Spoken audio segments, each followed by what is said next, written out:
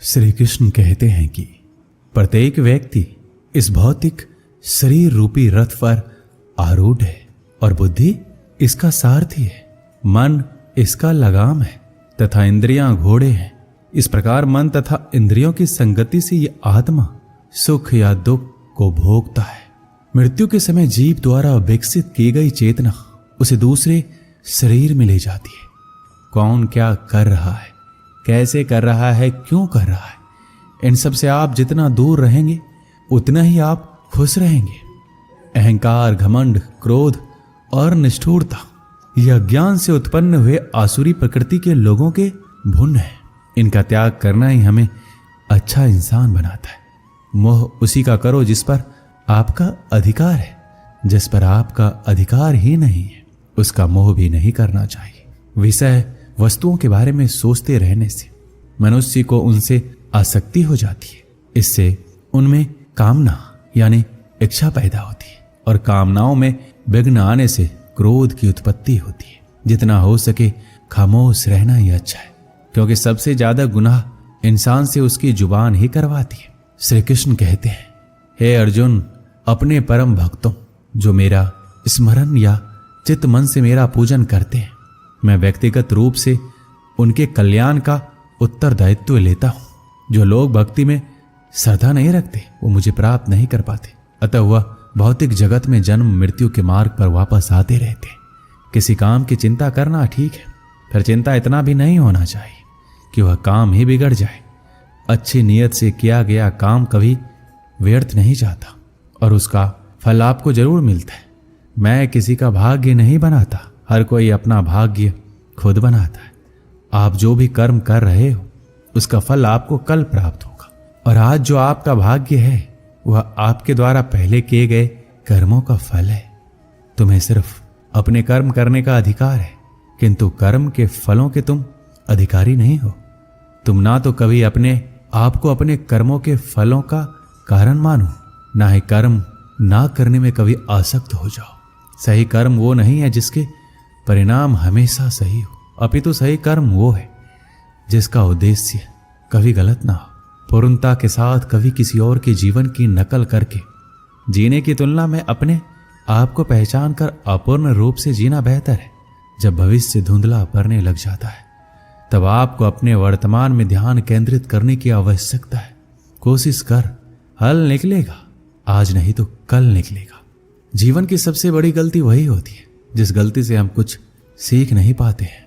जब हमारा दिमाग यानी कि मन कमजोर होता है तो परिस्थितियां समस्या बन जाती है, लेकिन जब मन स्थिर होता है तब परिस्थितियां चुनौती बन जाती है। जब हमारा मन मजबूत होता है तो परिस्थितियां अवसर बन जाती है।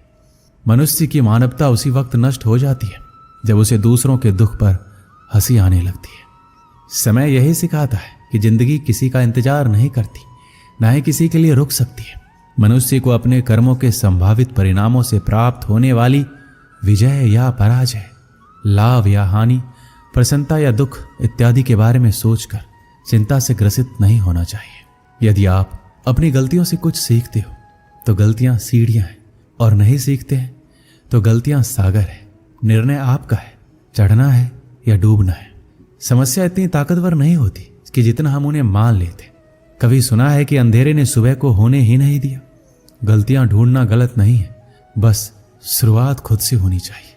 जरूरी नहीं हर बार आपके शब्दों को सही समझा जाए, इसलिए कभी कभी चुप रहना ही ज्यादा बेहतर होता है।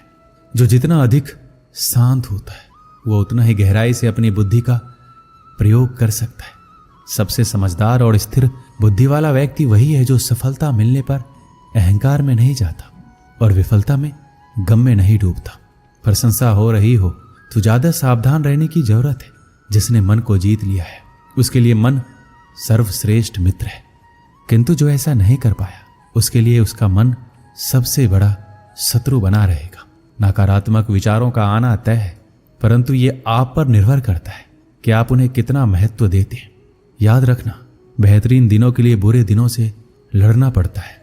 जीवन में कुछ भी स्थायी नहीं है, इसके लिए स्वयं को अधिक तनावग्रस्त ना करें, क्योंकि परिस्थितियां चाहे कितनी भी खराब हो बदलेगी जरूर। संसार में परेशानी देने वाली की हस्ती कितनी भी बड़ी क्यों ना हो, पर भगवान की कृपा दृष्टि से कभी बड़ी नहीं हो सकती। प्रेरणा का सबसे बड़ा स्रोत आपके अपने विचार है, इसलिए बड़ा सोचें। खुद को जीतने के लिए हमेशा प्रेरित करें। जिसने मन को जीत लिया है उसने पहले ही परमात्मा को प्राप्त कर लिया है, क्योंकि उसने शांति प्राप्त कर ली है। ऐसे मनुष्य के लिए सुख दुख, सर्दी गर्मी और मान अपमान एक जैसे होते हैं। मुश्किलें केवल बेहतरीन लोगों के हिस्से में आती हैं, क्योंकि वही लोग उसे बेहतरीन तरीके से अंजाम देने की ताकत रखते हैं। कोई कुछ भी कहे, बस अपने आप को शांत रखो, क्योंकि सूरज का तेज कितना भी क्यों ना हो, समुद्र को सुखा नहीं सकता। जहां आपकी कोई कीमत नहीं, वहां पर रुकना अनुचित है, चाहे वो किसी का घर हो या किसी का मन। जब कोई हाथ और साथ दोनों ही छोड़ देता है, तब कुदरत कोई ना कोई उंगली पकड़ने वाला भेज देता है, और उन्हीं का नाम कान्हा है। जो मन को नियंत्रित नहीं करते, उनके लिए वह शत्रु के समान कार्य करता है। दुनिया के सामने जीतने वाला विजेता नहीं होता, बल्कि किन रिश्तों के सामने कब और कहां पर हारना है, ये जानने वाला भी विजेता होता है। जो लोग बुद्धि को छोड़कर भावनाओं में बह जाते हैं, उन्हें हर कोई मूर्ख बना सकता है। जैसे जल में तैरती नाव को तूफान उसे अपने लक्ष्य से दूर ले जाता है, ठीक वैसे ही इंद्रिय सुख मनुष्य को गलत रास्ते की ओर ले जाता है। आपका विश्वास एक पर्वत को भी खिसका सकता है, लेकिन आपके मन का संदेह दूसरा पर्वत खड़ा कर सकता है। हमारा खुद पर विश्वास होना बहुत ही जरूरी है, क्योंकि हम अपने रास्ते पर खुद चलते हैं। वक्त कभी भी एक जैसा नहीं रहता। उन्हें भी रोना पड़ता है जो बेवजह दूसरों को रुलाते हैं। अपनी इच्छा शक्ति के माध्यम से अपने आप को नई आकृति प्रदान करें। कभी भी स्वयं को अपनी आत्म इच्छा से अपमानित ना करें। इच्छा एकमात्र स्वयं का मित्र होता है, और इच्छा ही एकमात्र स्वयं का शत्रु है। श्री कृष्ण कहते हैं, खुद को कमजोर कभी नहीं समझना चाहिए। अगर आप गिरते हो तो उठने का प्रयास करो, लड़ो और पूरी निष्ठा से अपना कर्तव्य कर्म निभाओ। बाकी सब कुछ मुझ पर छोड़ दो। हो सकता है हर दिन अच्छा ना हो, लेकिन हर दिन में कुछ अच्छा जरूर होता है। धैर्य रखिए। कभी कभी आपको जीवन में सबसे अच्छा पाने के लिए सबसे बुरे दौर से गुजरना पड़ता है। रोना बंद करो और अपनी तकलीफों से खुद लड़ना सीखो, क्योंकि साथ देने वाले भी शमशान से आगे नहीं जाते। समय जब न्याय करता है, तब गवाहों की आवश्यकता नहीं पड़ती है। अगर साफ नियत से मांगा जाए तो ईश्वर किस्मत से बढ़कर देता है। जब भी विनाश होने का प्रारंभ होता है, शुरुआत में इंसान वाणी का संयम खोता है। जीवन में सब कुछ खत्म होने जैसा कुछ भी नहीं होता। हमेशा एक नई शुरुआत हमारा इंतजार कर रही होती है। जीवन में यदि खुश रहना है तो अधिक ध्यान उस चीज पर दें जो आपके पास है, उस पर नहीं जो दूसरों के पास है। उस दिन हमारी सारी परेशानियां खत्म हो जाएगी, जिस दिन हमें यकीन हो जाएगा कि हमारा सारा काम ईश्वर की मर्जी से होता है। एक समय की बात है, एक राज्य में एक राजा और गूंगे फकीर में गहरी मित्रता थी। राजा फकीर से अपने दिल की हर बात कहता और फकीर मुस्कुराते हुए सुनता। राजा फकीर से अपने दिल की हर बात कहता और फकीर मुस्कुराते हुए सुनता। राजा को उसका साथ इतना भाने लगा कि उसने उसकी रहने की व्यवस्था अपने महल में करवा दी थी। फकीर राजा के साथ महल में रहने लगा। समय गुजरता गया और राजा का प्रेम उसके प्रति बढ़ता गया। एक दिन राजा अपने काफिले के साथ राज्य भ्रमण पर निकला। फकीर भी उसके साथ था। शाम को वह राज्य के अंतिम छोर के गांव की स्थिति जानकर वापस लौट रहे थे। रास्ते में घना जंगल पड़ा।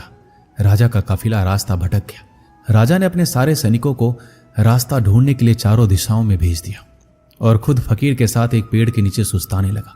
उस पेड़ पर एक फल लगा हुआ था। राजा और फकीर दोनों भूखे थे। राजा ने पेड़ पर चढ़कर फल तोड़ लिया और उसके 6 टुकड़े कर दिए, 3 अपने लिए, 3 फकीर के लिए। अपनी आदत के अनुसार उसने अपना पहला टुकड़ा फकीर को दिया। फकीर फल खाकर मुस्कुराया और अपना हाथ आगे बढ़ा दिया। राजा ने दूसरा टुकड़ा भी फकीर को दिया। फकीर फल खाकर मुस्कुराया और फिर से अपना हाथ आगे कर दिया। राजा ने उसे तीसरा टुकड़ा भी दे दिया। एक एक करके फकीर 5 टुकड़े खा गया और 6वें के लिए भी आगे हाथ बढ़ा दिया। यह देखकर राजा को बड़ा क्रोध आया। वह बोला, ये मेरा तुम्हारे प्रति प्रेम है कि मैं तुम्हें अपने महल में अपने साथ रखता हूं, हर सुख सुविधा तुम्हें मुहैया करवाता हूं, पर आज मुझे पता चल गया कि तुम्हारे दिल में मेरे लिए जरा सा भी प्रेम नहीं है। भूखा मैं भी हूं, किंतु तुम इतने स्वार्थी हो कि सारा फल खुद खा जाना चाहते हो। तुम्हारी असलियत में जान क्या, आज से हमारी दोस्ती खत्म। अभी इसी वक्त मेरी नजरों से दूर चले जाओ। यह सुनकर फकीर वहां से चला गया। फकीर जाने के बाद राजा फल का आखिरी टुकड़ा खाने लगा। फल को चबाते ही उसने फल थूक दिया।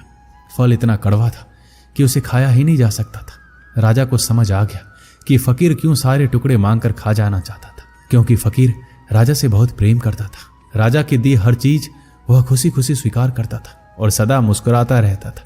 इसलिए जब राजा ने उसे फल दिया तो उसने स्वीकार कर लिया और कड़वा होने के बावजूद भी मुस्कुराते हुए खा गया। वह सारे टुकड़े इसलिए मांगकर खा जाना चाहता था ताकि राजा को इस बात का पता नहीं चल सके कि वह उसे कड़वा फल खिला रहा है। जब राजा के दिए गए मीठे फल उसने खुशी खुशी खाए थे तो कड़वा क्यों नहीं खाता। ये बात समझ में आने पर राजा पछताने लगा, मगर अब देर हो चुकी थी। अपने संदेह के कारण वह अपना परम मित्र खो चुका था। इस कहानी से हमें क्या सीख मिलती है? सच्चा दोस्त कभी आपका बुरा नहीं चाहेगा, वह आपको रोकेगा भी आपके भले के लिए। सच्ची दोस्ती हमेशा सहज कर रखे। दोस्ती के फल में संदेह का कीड़ा लग जाए तो उसे खराब होते देर नहीं लगती। इसलिए जब भी दोस्ती करें भरोसे की नींव पर करें। दोस्तों, इस वीडियो में बस इतना ही। मिलते हैं अगली वीडियो में। अपना ख्याल रखिएगा। जय श्री कृष्ण।